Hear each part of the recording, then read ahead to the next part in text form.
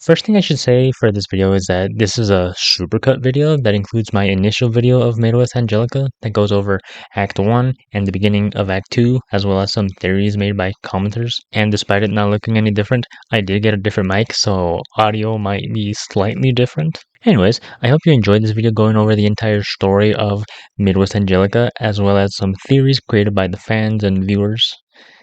All that stuff. The story of Midwest Angelica takes place in the year that reminds us of Billy Mays. It's 1999, 1999, 1999, 1999. That's right, 1999. The official description for Midwest Angelica reads, "In the year 1999, a corpse descends from the cosmos, right into your backyard." This terrifies me deeply because I also have a backyard. So if you're into cosmic and analog horror, then I've got something for you.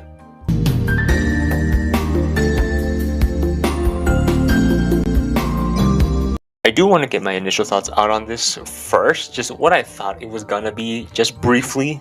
I saw this series getting hyped up as space horror done right, and initially I thought it was gonna be some sort of astronaut crew being trapped with a monster in space type of story. Like an astronaut crew trapped in their spaceship and some monsters kind of chasing them around, or they're trying to evade it. Or maybe it was going to be something similar to the movie Apollo 18, which for some reason I thought was real when I was like 11. I do think something like that would be cool though. But no, I was wrong. Really wrong. This is so much more than that.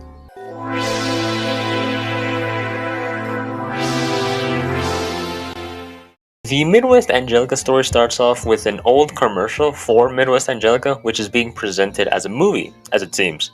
Being hailed by critics as the ultimate science fiction, an alien thriller, one-of-a-kind, sublime experience.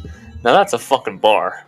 For only $16.99, plus shipping and handling, we're told that if we call now, not only do we get a copy of Midwest Angelica, but a cool poster too. That way, when you bring Shawty into your room, she knows you can spend big money.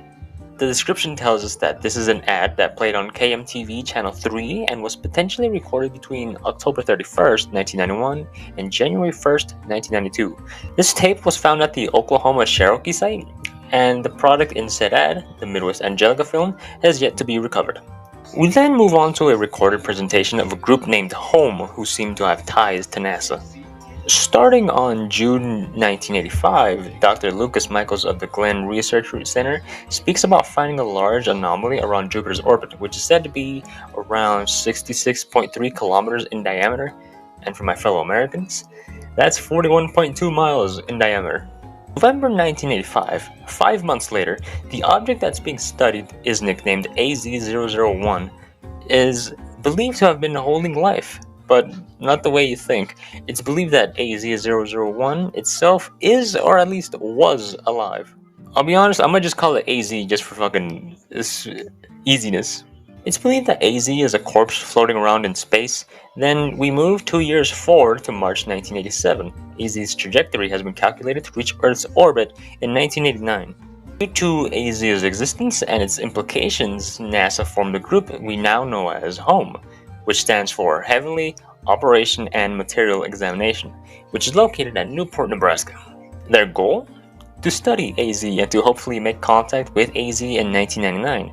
And a big decision that was made, however, is to hide the existence of AZ from the public, which sounds a lot like NASA. Dr. Michaels tells us that he had been chosen as one of the lead positions at Home. Then we're told that in 1989, Dr. Michaels went missing and his location is unknown. Fast forward to August 1995, Dr. Ray O'Connor, head of the psychological contamination research at Home, tells us that AZ has been found to emit brainwaves similar to those that are found in deep sleep within humans. We're told that the psychological research became vital to understanding AZ's nature. Going into January 1999, the expected year of contact for Home, we're told that on the 1st of January, AZ entered HEO, or a high Earth orbit, at 9:32 p.m. Footage of AZ passing by our moon is seen. Then on the 13th at 3:23 a.m., AZ entered LEO, in which that means low Earth orbit, which close-up photos were taken. And I know what you're thinking. Yes, ladies, I am a Leo. 3 days later, at 1:26 a.m., a large portion of AZ was determined to have separated itself from the body, and that is now labeled AZ001 alpha. Then, AZ alpha entered the atmosphere and was confirmed at 3:52 a.m. to have landed in Nebraska, conveniently where a home is located. Classified footage taken on January 16, 1999 at 5:25 a.m. shows us an investigation squad confront the object itself. We then see what is presumably AZ Alpha on fire, a shot of a hazmat suit guy barbecuing, and one of the squad members seemingly melting with something coming out of his helmet soon after that. This is where the home presentation recording ends. Now, the tape is believed to have been created between April and July of 1999, with further beliefs of it being used internally at home and NASA for assessments of AZ. The tape is said to have been found in the Grand Forks Technical College rubble. I'm not gonna lie though, I actually really like the shot of the dude melting, as fucked up as that sounds. Throughout the ending of the classified footage, you can hear the victim screaming, but the dude, just before the guy melts, I swear to God, I can hear something like, please don't die, please don't die, please don't die. Like, it's like he knew he was gonna die, but he was trying to stop it. Like, I don't know. I knew I was watching this without headphones, so I was probably hearing shit. But if I'm right, that's a great fucking touch. If I'm wrong, that's funny. Our next video is just an infomercial calling for the residents' attention of several counties to consult their doctors due to potential exposure to an experimental pesticide, with effects of insomnia, somnambulism, strange or uncomfortable dreams, and great sleep problems. I quite literally just named about 77% of all my problems right there in that little list. This is being issued for critical information on the pesticide's potential for public safety, with the infomercial glitching out at the end. Description says that this footage is believed to have been from around 1995, and no pesticide tests were found in these areas that year. Now on to Starfield Ranch on January 16, 1999, at about 4:31 a.m., rancher Avery Jones is waken up by his barking dogs, with his son Colin following and recording thereafter. We can see them outside at the ranch prairie, unknowing of what happened to their dog Rocky.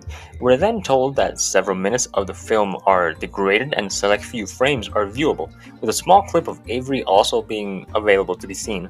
Colin then makes his way back inside his home, and another shot of this entity can be seen, and making his way back outside, Colin captures a really good view of what may be the entity itself. Then, at 5:42 a.m., we can hear Colin either choking or vomiting something out, and it's here where he presumably dies. Another shot of the entity is shown, and the word of family is on screen. The footage then skips to a month later, showing the date of February 17, 1999, and it ends here. Home HQ had recovered the tape from the ranch along with files on the Jones family, with little being known about the ranch itself. Files say that it's unknown how the camera operated for that long as well, and this entity was most likely AZ Alpha itself. Coordinates that are at the beginning of the video take you to Nebraska, with Starfield Ranch just being the landing spot. However, moving on to the next one, we see classified material of the Home Xenobiology Research Group, a division within Home. This footage tells us the Xenobiology Division has updates on the contagion that landed on January 16. They took some samples of the contagion and injected them into deer and coyotes, which produced minimal to no mutations in these animals. However, they injected it into onions and uncovered its effects on organism cells, in which we are shown microscopic views of these cells. This results in findings that the contagion has some sort of intelligence to it, and because of that, it's determined as dangerous to the human population and should be destroyed on sight. This is now codenamed Starkill. The tape we're shown is said to have been found in a barricaded room at the abandoned Red Oaks Veterinary Clinic. The contagion is said to not have been discovered in any form as well. An incident report tape follows this, and we're given the timeline of events. January 28, 1999, 11:24 a.m. Dr. Andrew Evans returns to the Alpha Chunk for further analysis. We're then given a couple of photos along with audio from Dr. Evans in the field. 12:17 p.m. Dr. Evans returns to the lab at Home HQ. A scenario recreation is shown to us, which shows Dr. Evans arriving at the lab and what he did. We see footage of him and Dr. O'Connor, like we mentioned prior, talking about the lack of data they have for the received chunk. 12:35 p.m.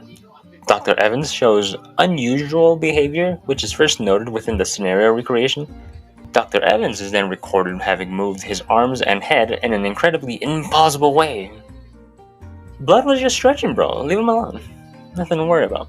12:37 p.m. Dr. Evans leaves the facility and we see another scenario recreation. He visits the storage closet for some unknown reason and is confronted by an unknown person. At 12:39 p.m., Home HQ is put under lockdown following gunshots being heard. And then we see this. 8:09 p.m., Dr. Evans' body is brought to the morgue for an autopsy. We're then shown x-rays of Dr. Evans' body, and the report concludes that Dr. Evans' death is ruled as an assassination by a third party, although much is left unknown. Following the incident, Dr. O'Connor had disappeared and hasn't been heard from since, and a follow-up investigation found that a sample of AZ had gone missing. This is where the report ends. This incident is believed to be the reason why Home has not been able to study AZ safely. This tape was reportedly found in an underground bunker 12 miles from Lincoln, Nebraska, with a wall having a painted logo similar but not identical to the Home HQ logo. The most important unusual behavior that was shown by Dr. Evans is his interaction with a water cooler, which took longer than normal. We're then taken to a public access program schedule from January 30, 1999. A community bulletin about an invitation from the Long Pine Midwest Church for their weekly service is shown, which also states that this will be televised for those unable to attend. The church also gives a thank you to everyone who volunteered, and within the list of names, we see Ray O'Connor, our missing doctor. Given the January 30 date, the broadcast was believed to have been shown during the week of January 25, 1999, and was found alongside another cassette in the collapsed remains of a house in Stewart, Nebraska. You know what else happened during that week? Our prior events of Drs. Evans and O'Connor, where Evans died and O'Connor went missing. The church's gratitude extension is for the upcoming weekend where O'Connor is going to be, which means that this may have been where Dr. O'Connor was last seen. And I have a small theory that I want to get out to you just really quickly. I'm obviously making notes as I'm going along watching these videos, and here are my thoughts at this point in time. Alright, this might be a little stupid, but Dr. O'Connor is depicted as a blue dot during the scenario recreation. Dr. Evans had gone into the field to collect a sample of AZ in which you can hear Dr. Evans coughing during the audio in the tape recording. My genuine guess is that Dr. Evans is infected during the field research, and his interaction with the water cooler in the lab could have fucked everybody. When Evans is confronted by a third party in the scenario recreation, it's a blue dot that confronts him. I know, it's kind of dumb, but in the recreation, Evans clearly doesn't recognize who this person is.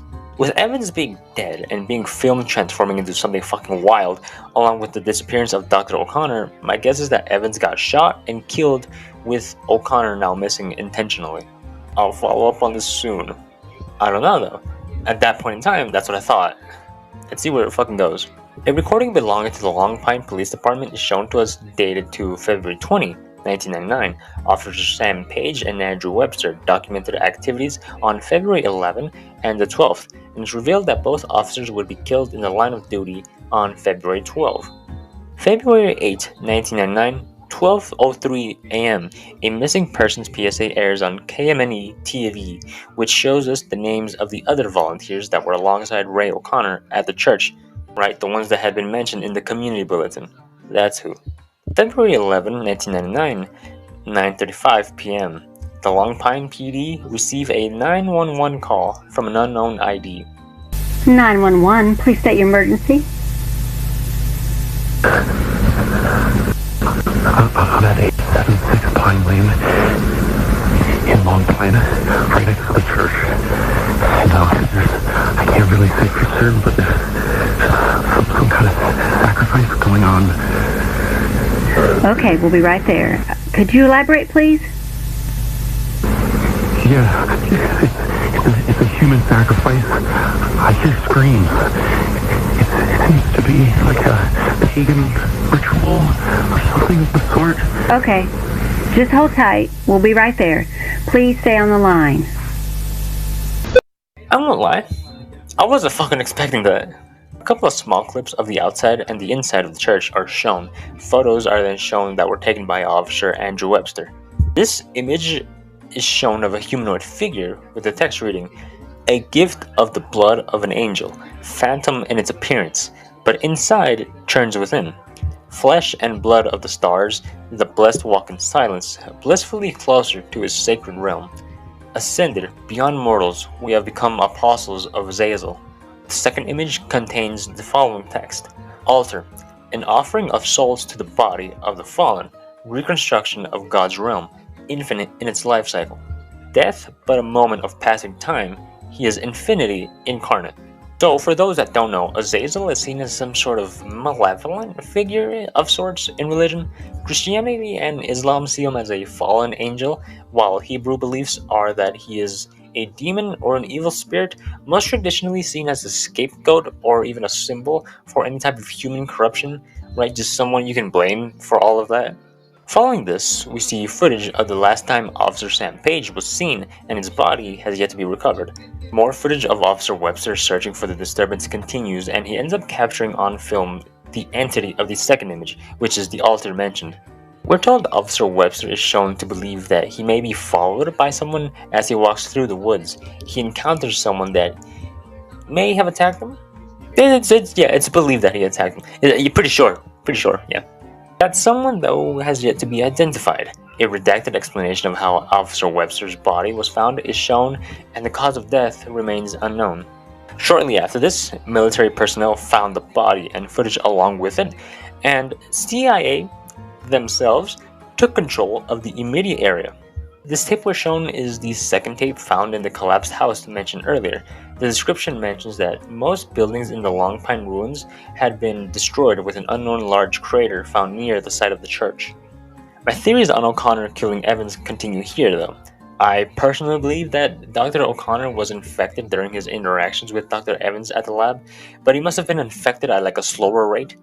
After seeing the Azazel video that we were just on, my theory changed slightly, though. O'Connor may have gotten someone to kill Evans. I still think O'Connor was involved in the death, but he may not have been the one that did it. However, I fully believe this person who confronted Officer Webster was Ray O'Connor himself.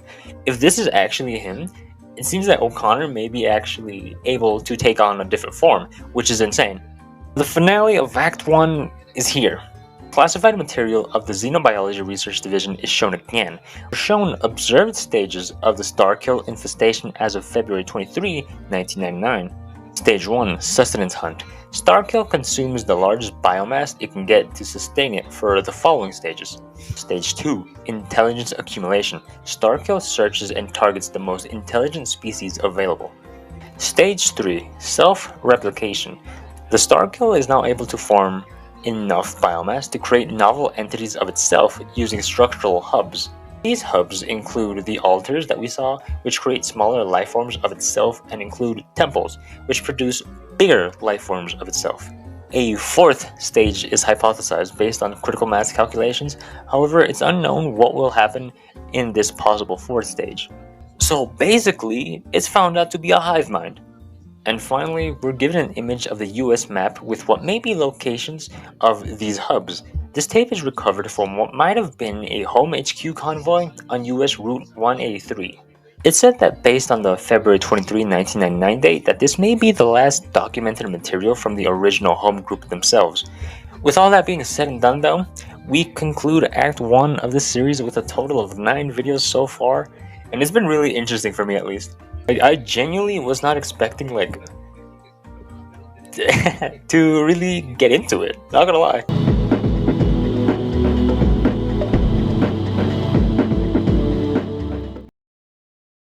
The interlude takes place between both Acts 1 and 2, and at the time of my original video, this entire interlude had not been uploaded for everyone to see.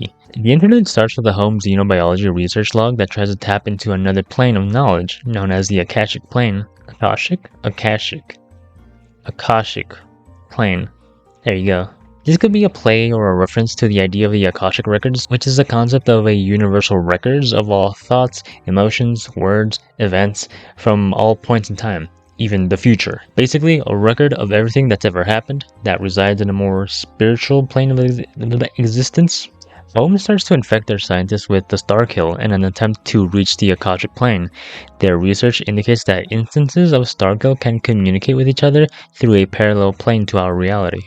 Basically, like different parts of this Starkill can speak to each other. A Podolsky scan is made on an alpha chunk, which gives off a high energy reading. We're told this long-range network of Podolsky neurons has been dubbed the Akashic Plane, and that access to this plane has been redacted. Interaction tests with the Akashic Plane began on March 15, 1999, and Home uses Dr. Stanley Vega as the main test subject for this video. Dr. Vega has samples inserted into his spinal cord, and after an EEG test, he is asked to re-enter his own information. You can see that he fucks up his own info, although very slightly. Minor differences are seen on his birthday, home ID, and his baseline phrase. The log tells us that Dr. Vega believed his test is a screen for an infection, which makes me wonder if they're keeping info from Dr. Vega and making him an unsuspecting participant. During the second test, Dr. Vega starts to tweak, and the scan shows some sort of spike, although small. His next attempt to re-enter his info ends up being entirely different. He enters the info of a man named John Carlisle from Long Pine, Nebraska. The baseline phrase also reads, "I pray every morning," and yeah, it ends with the word "and." The third test also has Dr. Vega tweaking, and the EEG scan potentially shows signs of a seizure. That's so hard to say. This info is based on a comment because I don't know how to read an actual EEG scan.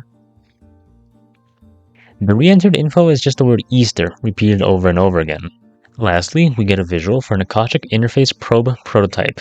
That is also hard to say. The interesting part is that John Carlisle is confirmed to be one of the victims who was at the altar at the Long Pine Church and got assimilated to it.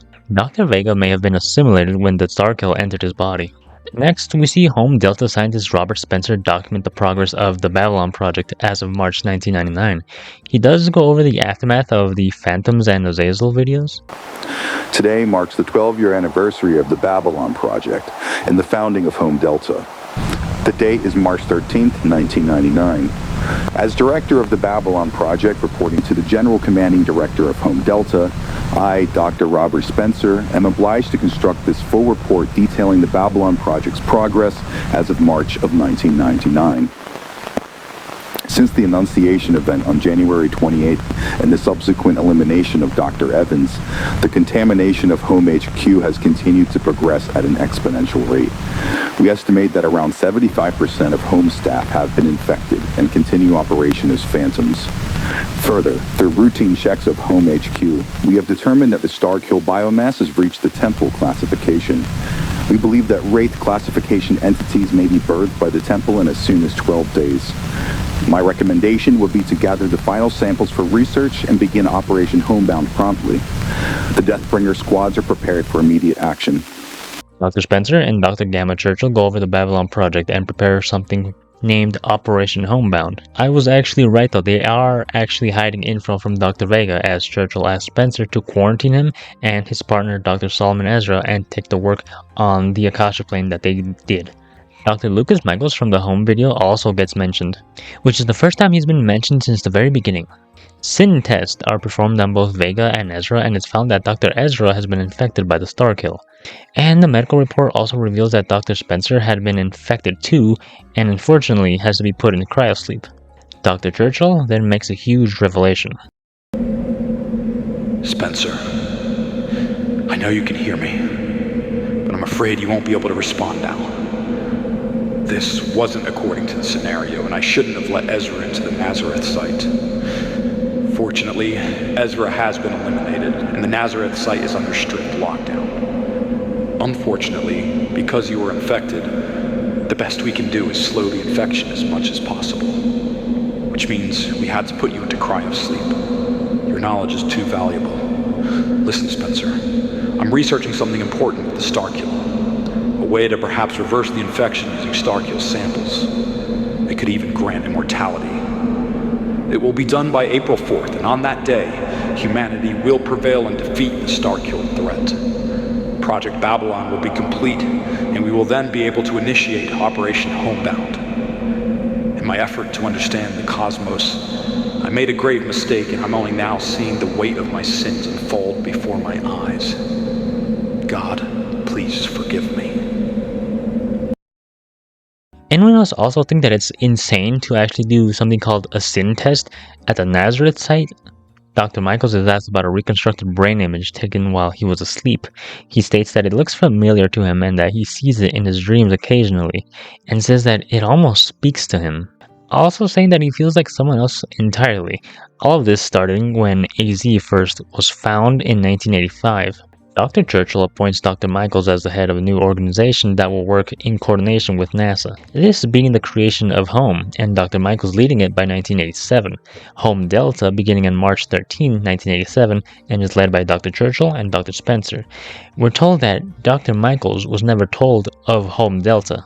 On February 7, 1999, Dr. Churchill goes over how AZ works and states that the Babylon Project is aimed to bring humanity to the next step of evolution.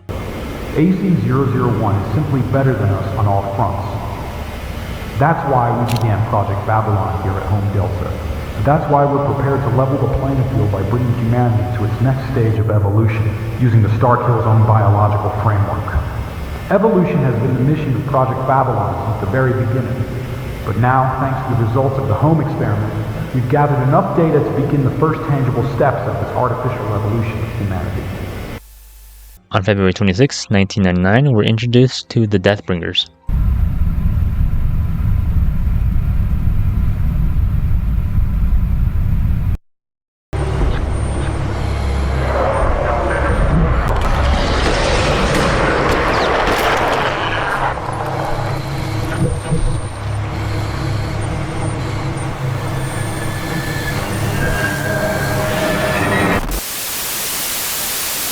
On March 4th, 1999, a log states properties of Starkill stem cells being able to fortify host cells, natural resistances, and promote rapid cell regeneration.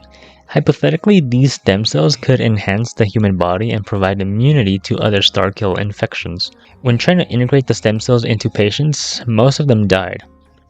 Test 1 was infected and amalgamated, Test 4 had his organs liquefied, Test 13 had cellulitis on their ass, and Test 27 had the skin melted off.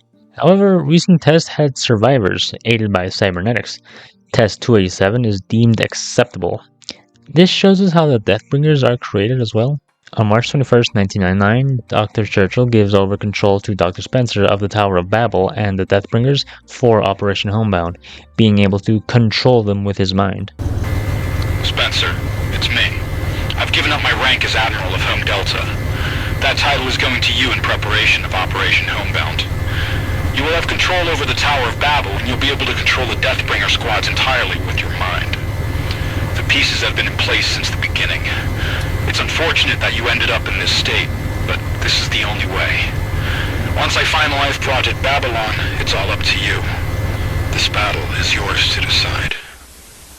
On March 28, 1999, Protocol 17B is enacted and Dr. Vega's Akashic Plane research is contained, but it also seems to have been deleted. The interface probe is currently being tested and a completed device is expected soon. On April 4, 1999, a Babylon project log filed by Jacob Aaron is shown to us. Dr. Churchill tells us how the Starkill stem cell insertion will be done on Dr. Spencer on Easter Sunday, April 4th. This will potentially make Dr. Spencer the most powerful human being in the history. After this, like we know, he will gain control of the Deathbringers through the Akashic Plane and the Tower of Babel will activate. Operation Homebound will commence at midnight.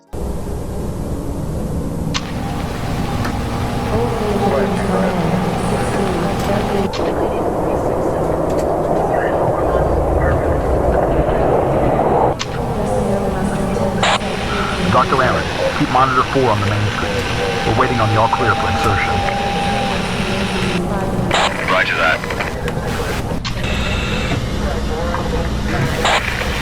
We have a safety clearance. Bacterial contamination threat is 0. Infection site has reached standstill. Akasha team is running final checks on the tower now. Clock is running. On my command, begin the insertion protocol. Ready. T-minus 5, 4, 3, 2, 1, mark. Everything proceeds to go fucking south and we hear that Dr. Spencer is gone and Babylon failed. To be completely honest, I never thought, infecting people was a good idea. We need to work quickly. I'm setting up an Akashic receiver node to listen in on the commands given to the Deathbringers. I'm sure the Starkill is going to use them as some kind of pawn. Are we safe here? For now, yes. I set this bunker up in case of an emergency. I'm the only one who knows it exists. Aaron, while I set this up, I want you to start processing the video logs. We need as much evidence as we can get to deliver to the Pentagon. Yes, sir. Dr. Churchill receives a coded message from Dr. Spencer. And I'm gonna warn you now, there's a lot of flashing in the scene. Feel free to look away and just listen if flashing imagery can affect you. Churchill, I have found you. You are careless. I find it humorous how you continue to poke at the sleeping bear, yet you feel fate like the plague. A sad specimen, unable to comprehend your limitations. I must remark, the toys you left me gave me great delight, as if to look upon a child's crude drawings. They are almost completely useless, save for the creation of a veil to act as a magician's toolkit. A veil to mask the truth to your governing body. Once your toys have served their temporary purpose, they shall be discarded. I'm sending some to you now as a parting gift. I do hope you enjoy your own creations. Best of luck to you, from Admiral Nero. Deathbringers show up for Dr. Churchill, and Jacob Aaron is given the task to infiltrate the Babel site. He is given the name Fakebringer, and he is tasked to find out Starkill's plans for Operation Homebound. And on April 8th, Dr. Churchill records a log going over Fakebringer's first successful infiltration of the Babel site. His findings are that Nero is trying to set up a conference after Operation Homebound. Churchill, from this point on, will be known as Piso, a direct nod to Spencer referring himself as Nero. A declaration of war will be made on Nero. I don't believe God can save us now. Only the tenacity of humanity's everlasting soul will have the courage to prevail. The interlude ends with the video named Nero directly. The Fakebringer report on April 9, 1999 shows us that a file was found containing data on how Dr. Spencer was assimilated and transformed. This is known as the Rebirth event and led to a Starkill mass much bigger than any biomass previously recorded, and it had developed the ability to mimic human speech. On April 4, 1999, we see that the biomass had expanded within 4,000 milliseconds, or just 4 seconds, and took over the majority of the facility. On April 7, camera footage recorded what was inside the facility, stating that Starkill was proven to have used the biomass from the Tower of Babel to increase its size. By doing this, the biomass was able to gain control of the Deathbringers too. This attack is believed to have been planned. Now that concludes the interlude, and now we can, act up and go on to Act 2.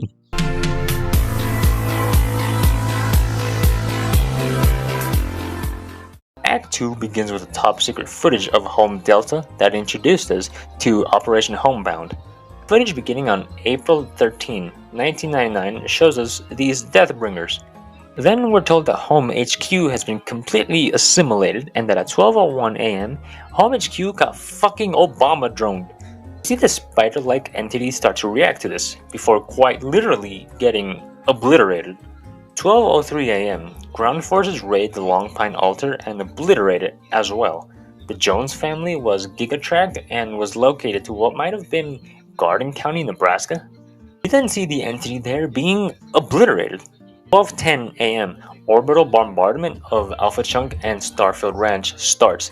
And if this isn't US military propaganda, then I don't know what is, because that shit was cool. You're not immune to propaganda. We're told that the Starkill threat has been, you guessed it, obliterated. A top secret classification broadcast dated to April 14, 1999 starts that's headed by Home Delta, US Department of Defense, and NASA. General G.C. Piso is then shown on screen giving a report to the Secretary of Defense as requested by someone named Admiral Nero, whose name is shown at the beginning of the tapes as having approved them for select viewing. General Piso reports that all known traces of Starkill have been eliminated, and that Home Delta has researched a hypothesis on a potential origin for AZ, and another potential origin of AZ visiting Earth in the past. Throughout written history, various cultures and religion had described an apocalyptic event where a violent force would bring civilization to an end. The biggest example I could think of this would be the Great Flood, which was mentioned.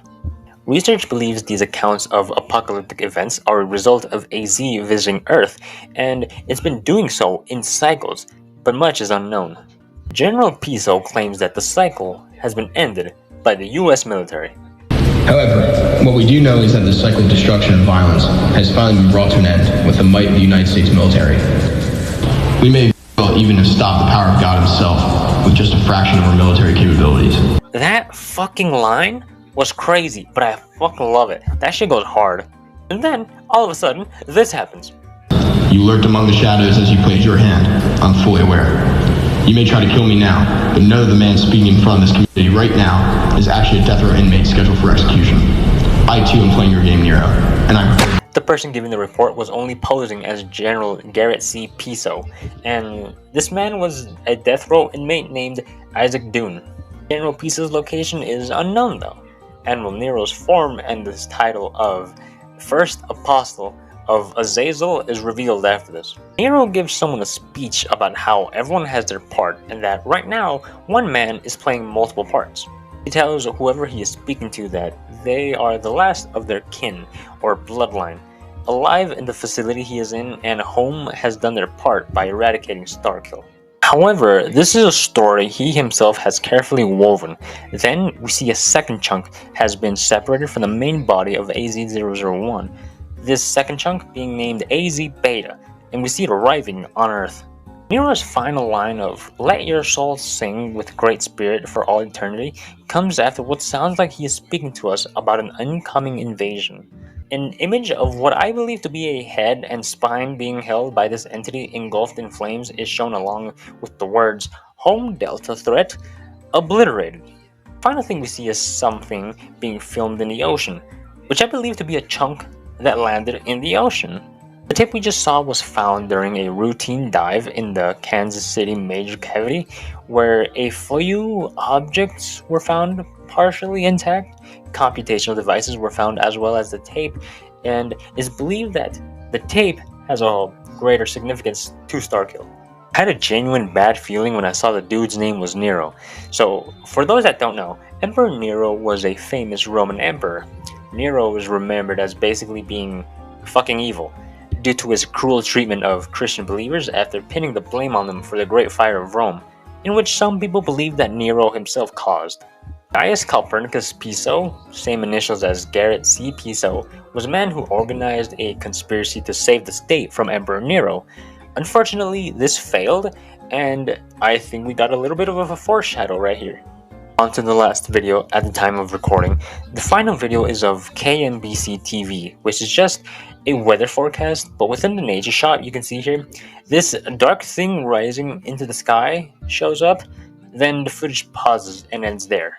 The description states that this tape was recorded by Marcus Lucan in late May of 1999, and was found alongside another tape also created by Lucan in June 1999.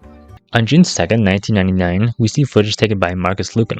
Lucan is recording a log trying to find the lake he saw on TV during the pause video, and he finds it. He notices that whatever he was looking at made its way into the water supply. Lucan decides it's best to stay somewhere else as he doesn't feel safe in the area anymore, and notices that the water is also infected at his hotel, and it looks like exactly what he saw at the water supply. A camera set up while he sleeps, and we see Electro from Amazing Spider-Man 2. After waking up, Lucan believes that what he saw the day prior was a hallucination, but then he finds a big fucking thing in the distance and also finds another thing in the sky. He makes his way to the woods and Electro shows up again, apparently only appearing on camera though.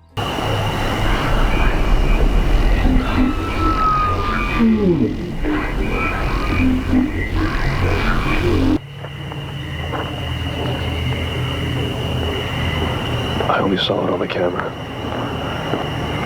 He finds a weird hole and looks inside. Naturally. At the very end, he finds the body of a man. We then follow this with the TV hijacking of KMBC TV Channel 6. It's believed Lucan recorded these on June 2nd when he stayed at the hotel in the previous video. The Pentagon received these tapes along with camcorder footage that we saw in the previous video as well. A water boil advisory for Clay County, Missouri is put into effect. Water boil advisories are usually put into effect when the community water supply is contaminated, but you can kind of guess that already. This usually happens when E. coli is detected and lasts about 2 days, just in case you were curious. The broadcast team does find an anomaly in the distance as the broadcast itself becomes terminated. We're told that it's believed that the Starkill-controlled Home Delta might have been behind the TV hijack. Info about the Beta Chunk landing in Paradise, Missouri was kept secret by the Starkill. Lucan managed to infiltrate Paradise, Missouri, and this has some seriously unsettling implications. The next footage we see was in Lucan's car on June 5th, 1999. We're told that Dr. Churchill has recorded this, weeks after the rebirth event. We hear audio of two men speaking, and that a full-blown cover-up is taking place. It said that General C. Piso is Dr. Churchill, which is true, and that he has been infected by the Starkill, while Dr. Spencer was recovered from cryosleep and had the infection removed successfully. Admiral Nero, or Dr. Spencer, has stated that Dr. Churchill is to be executed by any means necessary and to be killed on sight. It's been over a week since I last received contact from Fakebringer. I fear the worst has come to pass. I can't deny that I saw this outcome as inevitable. Yet, knowing what this outcome would be, I still placed the burden of humanity's future upon him. I can't ignore this fact anymore. The fact that I've evaded my duty to humanity by sending others marching to their deaths. Spencer, Aaron, the countless Deathbringers, they were all sacrificed by me, all in an attempt to avoid the inevitable fate that awaits me. But now, there's nobody left. I'm the only one alive who has the power to end the Starkill threat. There's no other choice. I must carry out my duty, even in the face of certain death. I have reason to believe that the central consciousness of AZ-001 has made landfall, but its location is known only to the Starkill itself. Using this, the Akashic probe, I will be able to extract the knowledge and memories of the Starkill from this hypothetical central chunk, the Beta Chunk. Once this vital intel is retrieved, the United States can fully initiate a counterattack to wipe out the Starkill using its own memories. I've determined a range of possible locations for this chunk based on the effect of the Akashic range of the Starkill infection. As far as I can tell, the current core Starkill hubs are located at the Babel site and the Coliseum site. My mission begins here. No matter what, I must survive and locate the Beta Chunk before darkness falls on humanity. This is the final stand, and I must do it alone. On April 21st, Dr. Churchill goes to the Coliseum site in Columbia, Missouri to find out where the Beta Chunk may be. While here, he sees this anomaly that Dr. Churchill believes could be an Akashic node, transmitting a signal, and Electro shows up again. We then see this happen. A month later, on May 30th, 1999, Dr. Churchill talks about his journey looking for the Beta Chunk throughout Missouri, Kansas, and Arkansas, to no luck, until he finds a clue leading him to Paradise, Missouri. Here, he finds out that the Starkill is spreading throughout the lake, and the chunk is under the lake. Looking through the underground network, Dr. Churchill attempts to probe the central consciousness, but is met by Electro once again, who I can finally give a name to. This guy is actually named the Unbounded Soul. Churchill is told that his story will end here, and that his sacrifice will bestow hope among humanity. Churchill has succumbed to the Starkill infection. The next tape was recorded by Marcus Lucan and found at the Arlington National Cemetery outside the Pentagon on June 3rd. The man Lucan had come across in the previous video was Dr. Churchill. In here, Churchill gives him the Akashic probe and tells Lucan to take the camera. Lucan runs out of there and goes to the Pentagon. Lucan then begins to cough, and it seems like he too is being infected.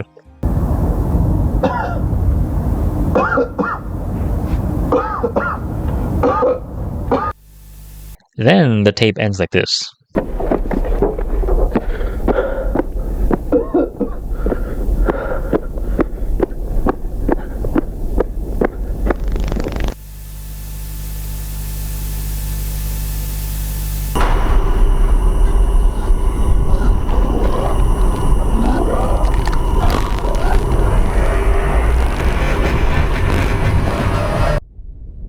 The info inside the Akashic probe included the truth behind Home Delta and led to the US government to create a new Home division, Home Gamma Majestic. The gospel of truth has been revealed, one nation under God. Commentators mention the name Second Apostle of Azazel as well. We proceed to see the decoding of the Akashic probe and the different types of Starkill life forms. Structure A, an altar, as we've seen. Structure A, entities, phantoms, and wretches. Structure B, a temple, which is what Dr. Churchill was in. Structure B entities are wraiths and revenants. Structure C and its entity are unlisted but designated as Overture and Titan. The biological memory is also checked. The Akashic probe reveals the Starkill's plans. Home Delta was revealed to be completely assimilated and now is under control of the biomass. We know this. AZ or Starkill refers to itself as Azazel, a fallen angel in the Book of Enoch, which is a book that is widely considered to be blasphemous. Most of everything in the probe was deemed indecipherable, however, Home Gamma Majestic recovered enough info to begin countermeasuring Starkill. Lastly, we see something named Dawnstar. Using the Starkill's own memory samples, scientists at Home have developed an artificial intelligence system known as the Digital Akashic Watcher and Neurological System for Targeting, Analysis, and Response, or Dawnstar for short. Dawnstar contains all of the Starkill's known memories, and thus possesses the ability to think like the Starkill. As a result, Dawnstar can predict the Starkill's actions with up to 99% accuracy. The main infrastructure of Dawnstar will be contained on a highly fortified and heavily armed orbital defense platform known as the Ark. Footage of the Ark launch is seen, and we're introduced to the commander of Gamma Majestic Ark Fleet. He'll go by Vindex for the majority of his time on screen. A conversation with the Dawnstar happens on June 28, 1999 at 9:32 p.m.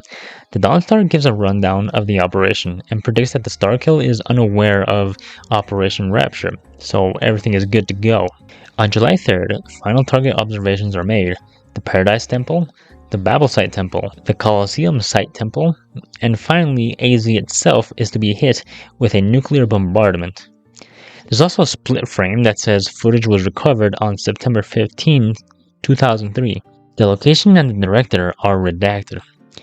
On July 4th, 1999, Operation Rapture takes place.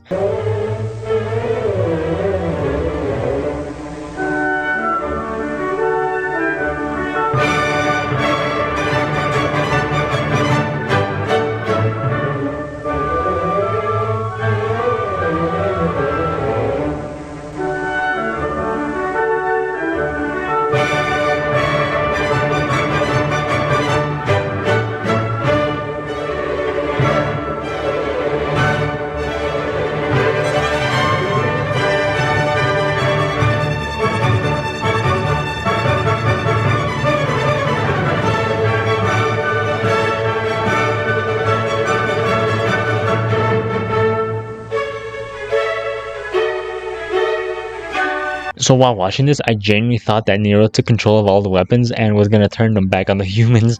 I was like, ain't no fucking way, bro. But in the end, Nero got fucked by the orbital rail cannon.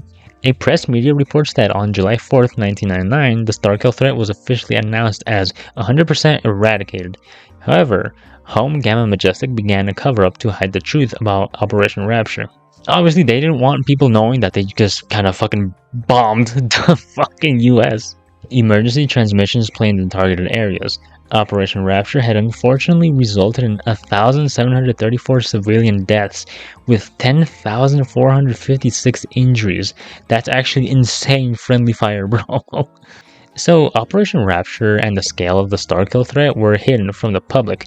The next day, a damage report shows us the state of the targeted areas and they're deemed acceptable. Post-apocalyptic Midwest US is deemed acceptable.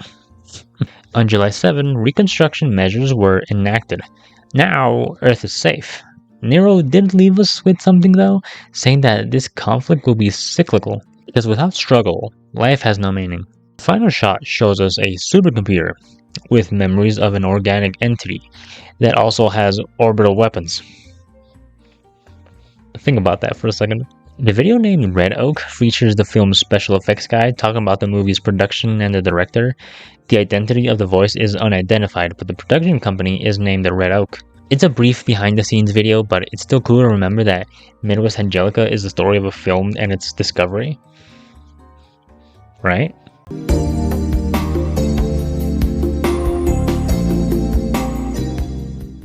Dr. Lucas Michaels defected from home and created the Midwest Angelica VHS movie to leak info on AZ-001. Dr. Michaels is one of 2 missing doctors in the story so far. We know Dr. O'Connor suffered a terrible fate, but we don't know about Dr. Michaels yet. The advertisement for the Midwest Angelica movie very eerily and creepily predicts the events within the story about 7 years prior to them actually happening, right? Alien threat, body from the cosmos, biblical proportions. This is literally everything that's happened so far. We also don't know why Dr. Michaels is gone, but we do know that he was one of the heads at home. Who knows what he saw, genuinely, and what he knows. And if I can keep it a $1.50 with you, I genuinely think he's gonna come back. This series is actually just showing the events of the movie. Like the prior theory, the film advertised has predicted all the events we've seen so far.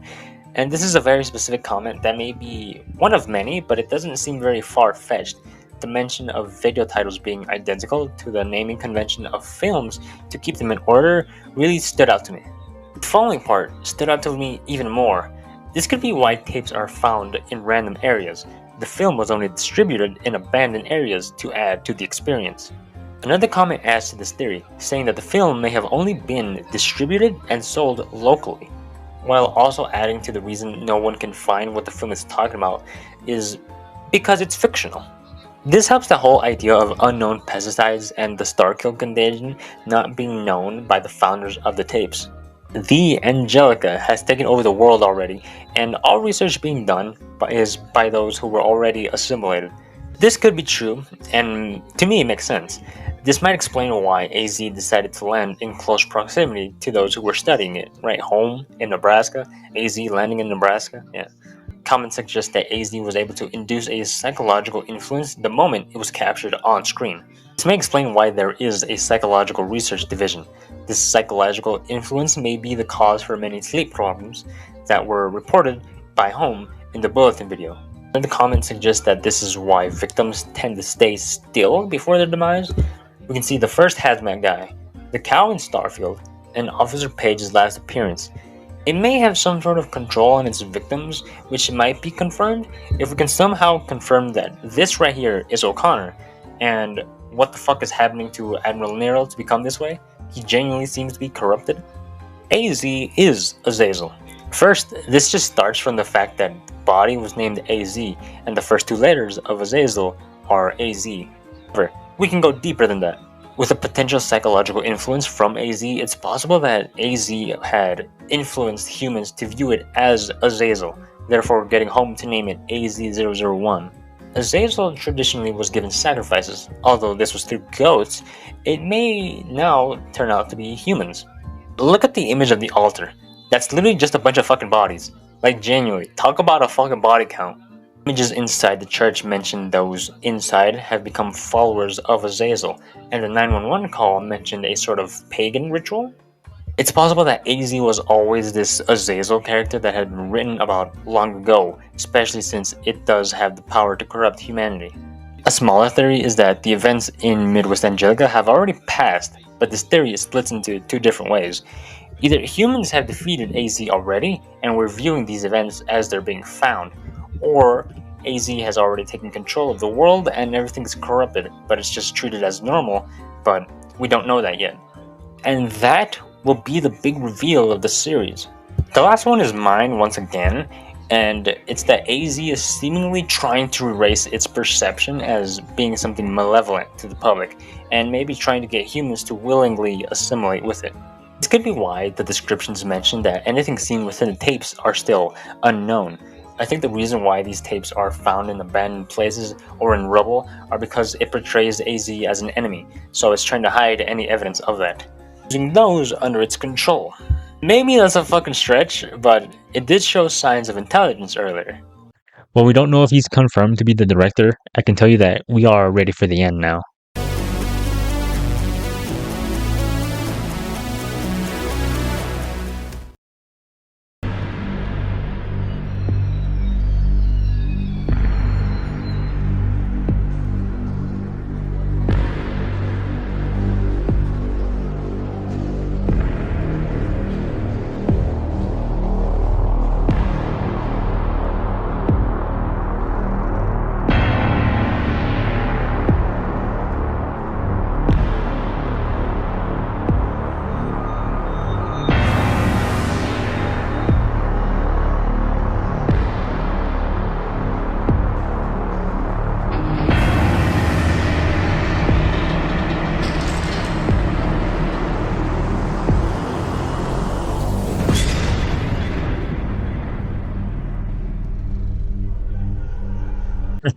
Right off the bat, we can confirm that this film theory is being put to the test. I'm gonna go over the recap that they give us. In the year 1999, an alien corpse crash lands on Earth. A government organization known as HOME is set to investigate. Upon landing, the corpse decays into an intelligent infection called the Star Kill. The Star Kill begins to infect both animals and humans across the Midwestern United States. Meanwhile, the secret Home Delta group observes as Home is slowly infected and assimilated. Home Delta learns to use the Star Kill's powers against it, but something goes wrong. A Starkill entity known as Nero is born and takes command of Home Delta to destroy the remaining biomass as a cover-up. Meanwhile, a second chunk of the corpse containing its central consciousness crashes into a lake. Dr. Churchill, the only survivor from Home Delta, travels to the lake to extract the central consciousness and deliver it to the Pentagon. With the memories of the Starkill in hand, the US government creates Home Gamma Majestic in retaliation. They create an artificial intelligence system known as Dawnstar, destroying Nero along with the rest of the Starkill threat. But something is still out there. Part 1 is named Harbinger, and it starts off with an unknown voice.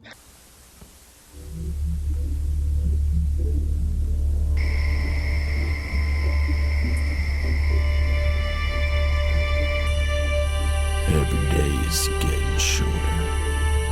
The sun seems to be trapped at the horizon. I think it's time I leave this town. I wonder if this is all real. What I've been seeing, what I've been feeling. It's been a blur of paranoia. Hell, I don't even feel safe in my own home. But there's something nagging at the back of my head. A desire to believe. I want to have faith again. After this, we see a TV news broadcast that starts to glitch. It reads, "At midnight, we pray atop Rucker Hill. His presence is upon us. The Harbinger told us what to believe. We will become God." We do get a name for this voice. Detective Robin Umbra.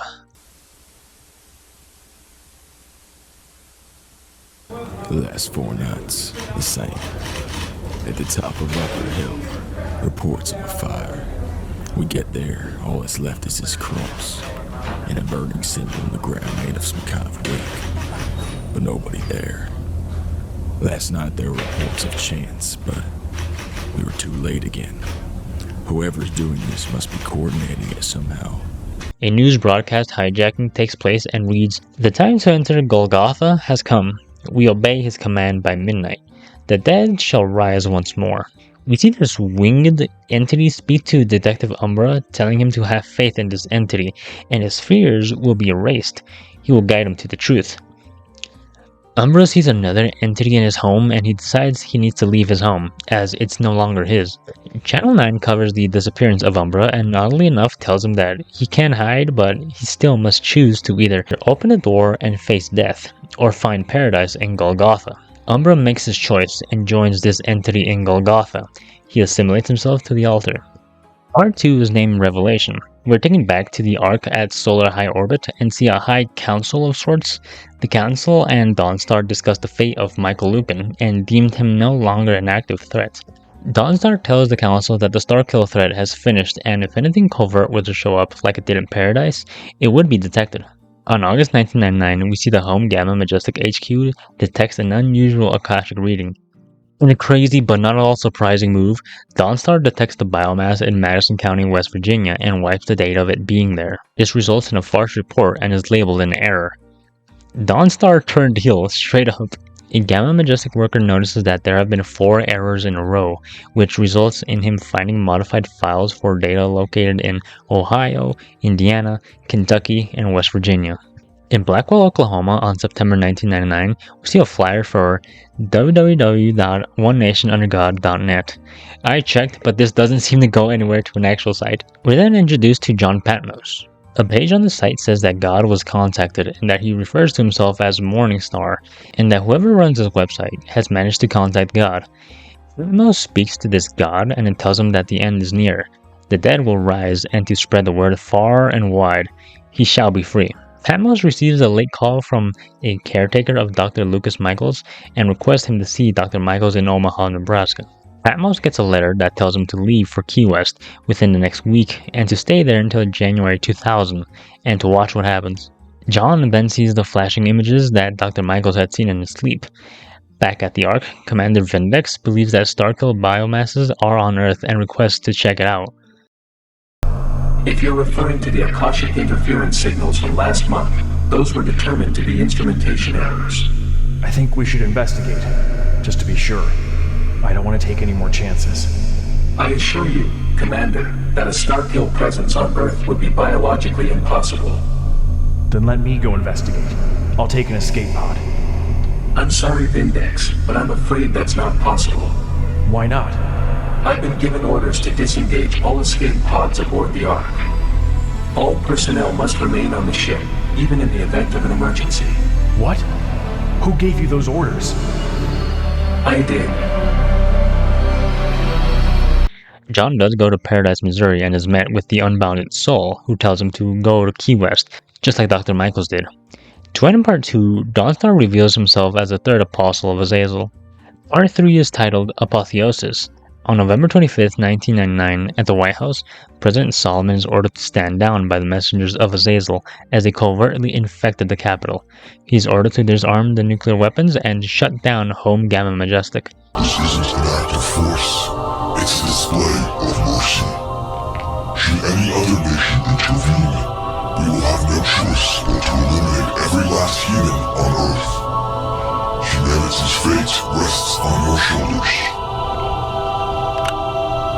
It's me. I'm staring at heaven's grace. Code word Heaven's Grace confirmed. Initiating watch sequence.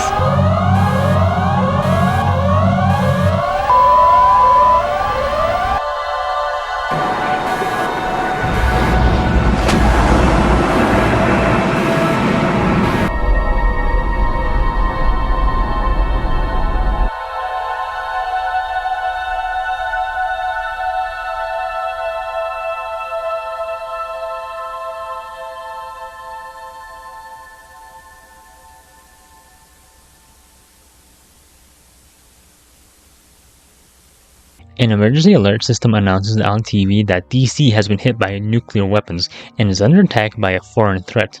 Now in Key West, Florida, Patmos sees an emergency alert that states that people in South Florida counties move towards inland Floridas as they are susceptible to attacks. Then, in Pennsylvania, North Carolina, Texas, Oregon, fuck Oregon, Tennessee, and Montana, we see Starkill structures have been formed.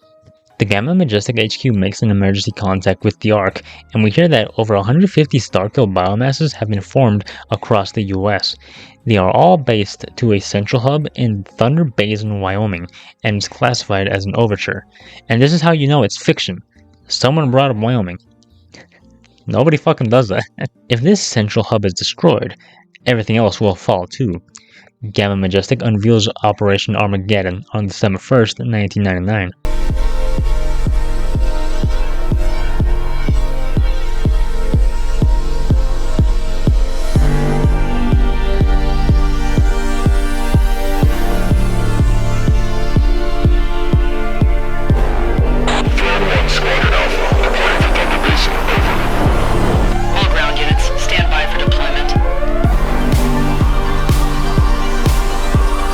In Thunder Basin, Wyoming, the overture is confirmed, and they bomb the fuck out this thing. Then we see this winged entity. I do think we can confirm this to be Michael Lucan. Something takes out the bomber. I can't imagine this dude with wings shot a laser out of his ass, so I don't think it was him. But I like to think it was, because I think that'd be funny. The overture seems to start retaliating, and an orbital strike is requested.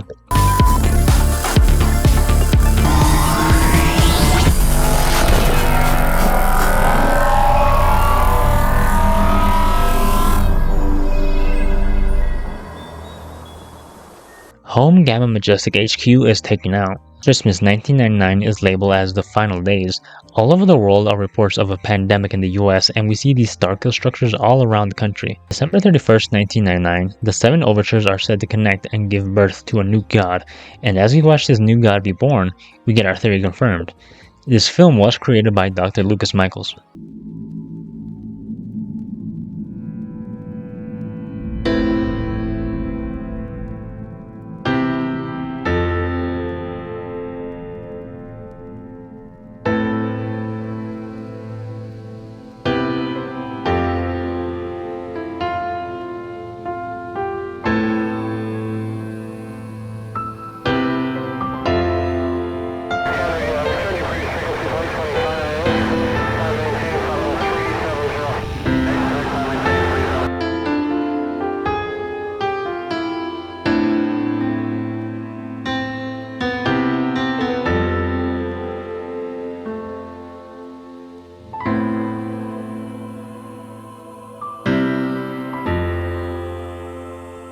I can't imagine the Earth's feelings right now. This fucking thing just came in and used it for its body.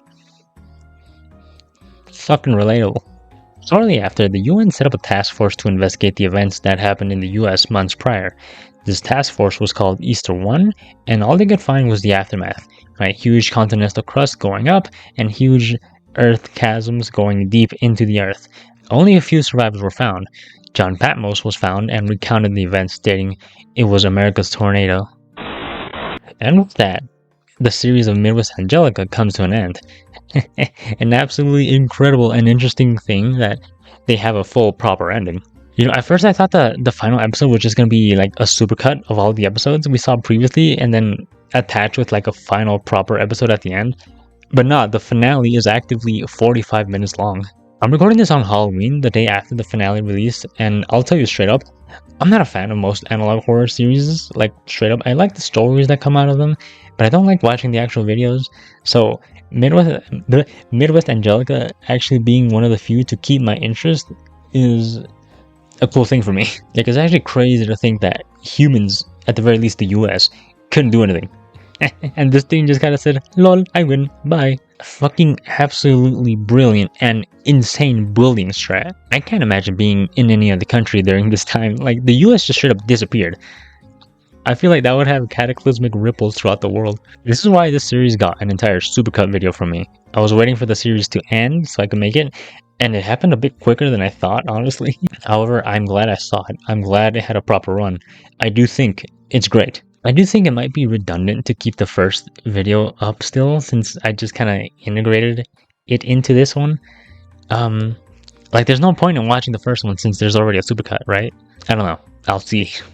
Does it? Like, I studied so much throughout this entire thing. It was actually really hard. Dude, there's so many hard words to say because of the story. It's actually insane. However, with all that being out of the way, I couldn't say that. With all that being out of the way, thank you for watching. Bye.